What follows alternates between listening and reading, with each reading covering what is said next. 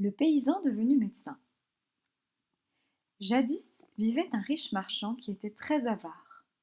Du matin au soir, il était derrière sa charrue tirée par une jument et un cheval de trait.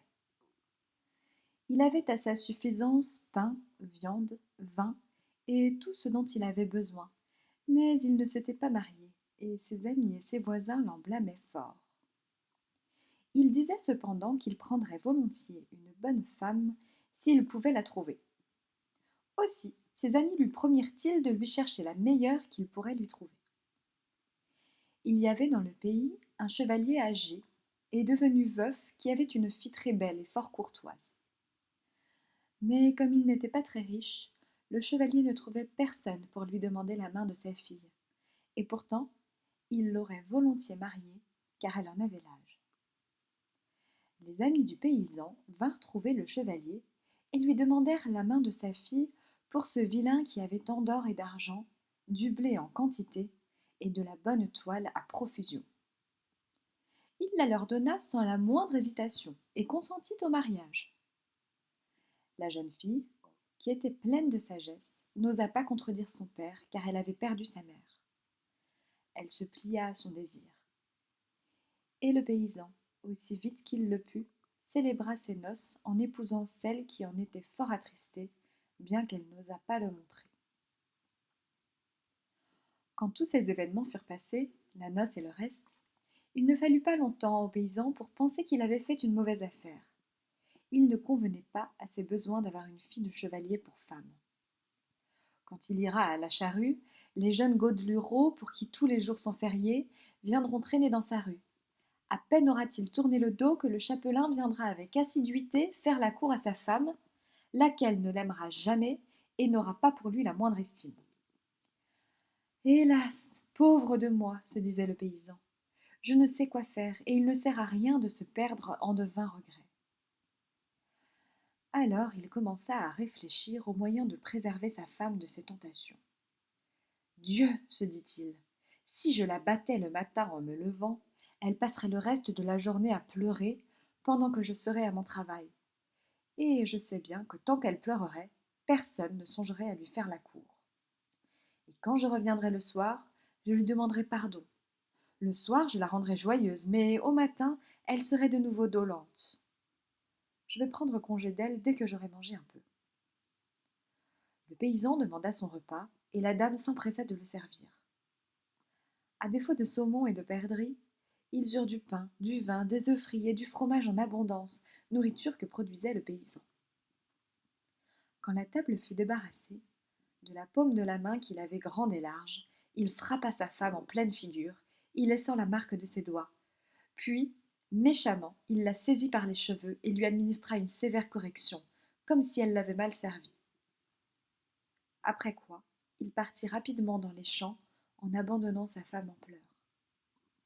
Hélas, fait-elle, que vais-je faire et où prendre conseil? Je ne sais même plus quoi dire.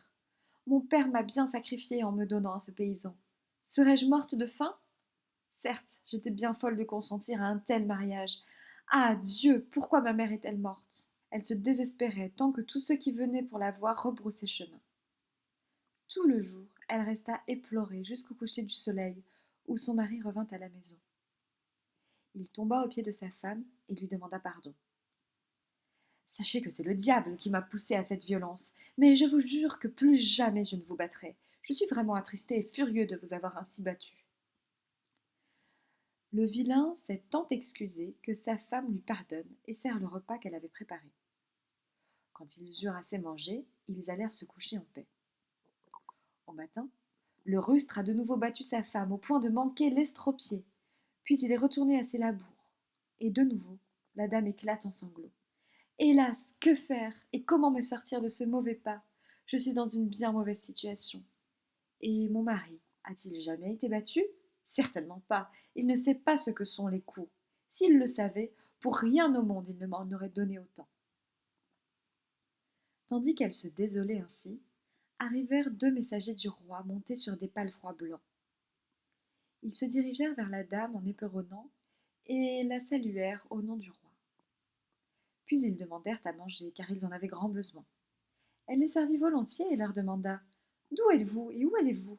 Dites-moi ce que vous cherchez. » L'un d'eux lui répondit: « Dame, en vérité, nous sommes des messagers du roi. Il nous envoie chercher un médecin pour le ramener en Angleterre. » Pourquoi faire? Demoiselle Aude, la fille du roi est malade. Il y a bien 8 jours qu'elle n'a ni bu ni mangé, car une arête de poisson lui est restée fichée dans le gosier. S'il la perd, le roi ne sera plus jamais heureux. La dame lui répondit aussitôt: Vous n'aurez pas besoin d'aller plus loin, car mon mari, je peux vous l'assurer, est un bon médecin. Il connaît plus de remèdes que n'en connut jamais Hippocrate, et il sait encore mieux établir un diagnostic en examinant les urines. » Dame, est-ce une plaisanterie? Je n'ai nullement envie de plaisanter. Mais il a un tel caractère qu'il ne ferait rien pour personne si on ne lui administrait auparavant une sévère correction. Et les messagers répondirent: On y parera, on ne se fera pas faute de le battre. Dame, où pouvons-nous le trouver? Vous le trouverez au champ. Quand vous sortirez de cette cour, suivez ce ruisseau, et après ce chemin désert, la première charrue que vous rencontrerez, c'est la nôtre. Allez-y, et que Saint-Pierre vous garde. Les messagers éperonnent leur monture jusqu'à ce qu'ils aient trouvé le paysan. Ils le saluent au nom du roi et lui disent aussitôt: Venez vite parler au roi. Et pourquoi faire? Répondit le vilain. À cause de votre science. Il n'y a pas sur terre un médecin qui vous vaille. Nous sommes venus de loin pour vous chercher. Quand il s'entend nommer médecin, son sang ne fait qu'un tour. Il répond qu'il n'a aucune connaissance en médecine. Et qu'attendons-nous? Dit l'un des messagers. Tu sais bien qu'avant de faire du bien ou même d'accepter, il veut être battu. L'un le frappe derrière l'oreille et l'autre sur le dos avec un gros bâton. Ils le malmènent à qui mieux mieux. Puis ils le conduisent au roi. Ils l'ont hissé sur un cheval, à l'envers, la tête vers l'arrière. Le roi était venu à leur rencontre. Il leur dit: Avez-vous trouvé quelqu'un? Oui, sire, dirent-ils ensemble. Le vilain tremblait de peur. L'un des messagers commença à raconter au roi les manies qu'avait le paysan et combien il était fourbe, car quoi qu'on lui demandât, il ne faisait rien pour personne avant d'être sérieusement étrillé. Le roi s'étonna. Quel drôle de médecin c'est là! Jamais je n'ai entendu parler d'un tel homme. Puisqu'il en est ainsi, battons-le bien, dit un sergent. Je suis prêt. Il suffit de m'en donner l'ordre et je lui réglerai son compte. Le roi fit approcher le paysan et lui dit: Maître, prêtez-moi attention, je vais faire venir ma fille qui a grand besoin d'être soignée. Le paysan lui demanda grâce. Sire, au nom de Dieu qui ne mentit jamais, et puisse-t-il me secourir, je vous certifie que je n'ai aucune connaissance en médecine. Jamais je n'en ai appris le moindre mot. Le roi s'écria: Vous me dites des sornettes. Battez-le-moi. Ces gens s'approchèrent et administrèrent une raclée au paysan avec grand plaisir. Quand celui-ci sentit les coups pleuvoir, il se tint pour fou. Grâce, leur cria-t-il, je vais la guérir sur le champ. La demoiselle, qui était pâle et avait perdu ses couleurs, se trouvait dans la salle.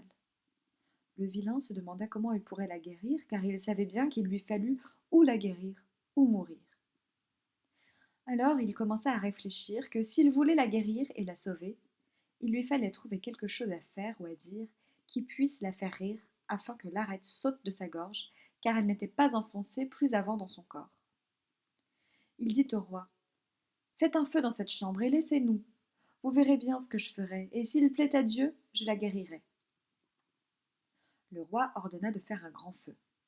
Valets et écuyers se précipitèrent, et ils ont vite allumé un feu là où le roi l'avait commandé.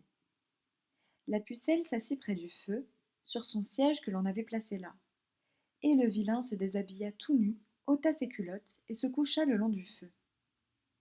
Il se mit à se gratter et à s'étriller. Il avait les ongles longs et le cuir dur. Jusqu'à Saumur, il n'y a personne, si bon gratteur qu'on le croit, qui le soit autant que lui.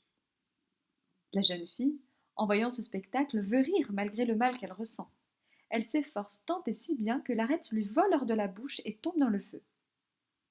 Le vilain, sans plus attendre, se rhabille, prend l'arête et sort de la chambre en faisant fête. Dès qu'il voit le roi, il lui crie: Sire, votre fille est guérie, voici l'arête, grâce à Dieu. Le roi en fut tout heureux et lui dit: Je veux que vous sachiez que je vous aime plus que quiconque.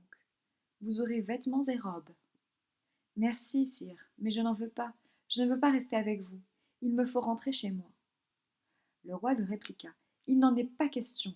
Tu seras mon médecin et mon ami. Merci, sire, au nom de Saint-Germain. Mais chez moi, il n'y a plus de pain. Quand j'en suis partie hier matin, je devais aller en chercher au moulin. Le roi appela 2 serviteurs. Battez-le-moi, il restera. Ces derniers bondissent sans hésiter et donnent une raclée aux paysans. Quand il sentit pleuvoir les coups sur ses bras, ses jambes et son dos, il commença à crier grâce. Je resterai, laissez-moi en paix. Le paysan resta à la cour. On le tondit, on le rasa, et on lui fit revêtir une robe d'écarlate. Il se croyait tiré d'affaire lorsque les malades du pays, au nombre de 80, à ce que je crois, vinrent voir le roi à l'occasion d'une fête, et chacun lui conta son cas. Le roi appela le paysan et lui dit « Maître, au travail, chargez-vous de ces gens, et guérissez-les-moi sans tarder. » Grâce, sire, répliqua le paysan. Par Dieu, ils sont trop nombreux, je ne pourrai en venir à bout. Il est impossible de les guérir tous. Le roi appela 2 valets qui prirent un gourdin, car il savait bien pourquoi le roi les appelait. Quand le paysan les vit venir, son sang ne fit qu'un tour. Grâce, commença-t-il à crier, je vais tous les guérir sans attendre. Il demanda du bois, et on lui en donna assez pour le satisfaire. On fit du feu dans la salle, et lui-même se mit à l'attiser. Il réunit alors les malades dans la salle et s'adressa au roi. Sire, vous sortirez avec tous ceux qui ne sont pas malades. Le roi le quitta courtoisement et sortit de la pièce avec ses gens. Le paysan s'adressa alors aux malades. Seigneur, par ce Dieu qui me créa, ce n'est pas une mince affaire que de vous guérir, et j'ai peur de ne pouvoir y arriver. Je vais choisir le plus malade et le mettre dans ce feu. Je le réduirai en cendres, et tous les autres en tireront profit, car ceux qui boiront cette cendre avec de l'eau seront guéris sur l'heure. Ils se regardèrent les uns les autres, mais il n'y eut pas un bossu ou un enflé qui voulût admettre, même si on lui avait donné la Normandie, qu'il était le plus gravement atteint. Le paysan s'approcha du premier et lui dit « Je te vois bien faible.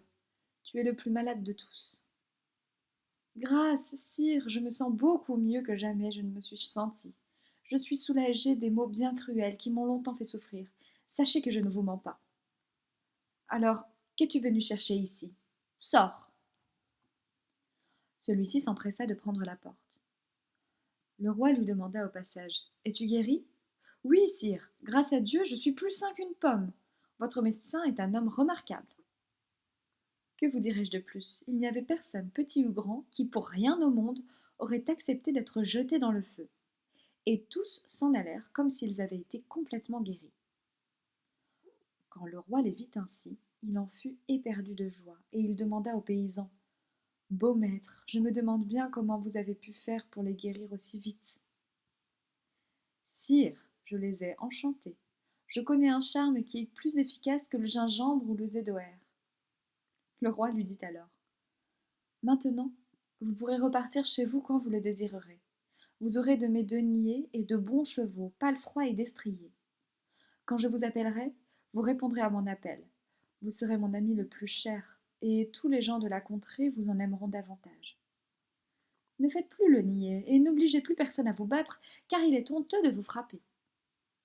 Merci, sire, je suis votre homme à quelque heure que ce soit, et le serai aussi longtemps que je vivrai, et je ne pense pas jamais le regretter. » Il prit congé du roi et le quitta pour revenir tout joyeux chez lui.